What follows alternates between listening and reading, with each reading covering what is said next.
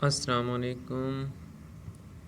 आज हम सीखेंगे कि कैलकुलेटर को रीसेट कैसे करते हैं। ठीक है, बाज़ औक़ात हमारे पास ऐसा होता है, हमने कोई मैट्रिक्स लिखा हुआ होता है, ठीक है, या कोई और फंक्शन, जैसे हम इक्वेशंस को सॉल्व करते हैं, जैसे हम किसी मैट्रिक्स की एचलन फॉर्म बनाते हैं, तो वो हमारे पास इस कैलकुलेटर में बहुत से फंक्शन हैं। जैसे यहाँ पे मैं दिखा सकता हूँ। ठीक है, ये देखें, ये हमारे पास इतने हम स्टेटिस्टिक कर सकते हैं। ये सारी चीज़ें मैंने कैलकुलेटर पे, ये अपने यूट्यूब चैनल पे सिखा रहा हूँ। अगर आपने सीखनी है तो आप मेरा यूट्यूब चैनल सब्सक्राइब कर लें और विज़िट कर लें। ठीक है, तो उसके बाद हमारे पास ऐसा होता है कि हमने कैलकुलेटर को ये फंक्शंस करने के बाद रीसेट करना होता है, क्योंकि कैलकुलेटर हमारे पास, अगर हमने कोई मैट्रिक्स लिखा है तो वो मैट्रिक्स वाली फॉर्म में होगा, फिर वो जवाब मिसाल के तौर पर बट्टे में नहीं देगा, तो हमने उसको रीसेट करना है। तो रीसेट करने के लिए सबसे पहले हमने शिफ्ट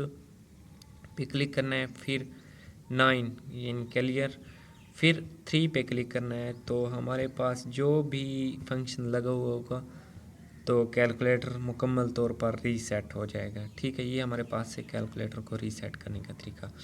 अगर आप कैलकुलेटर से मज़ीद वीडियोस सीखना चाहते हैं तो मेरे चैनल को सब्सक्राइब कर लें और मेरे चैनल पे देख सकते हैं। अल्लाह हाफिज़।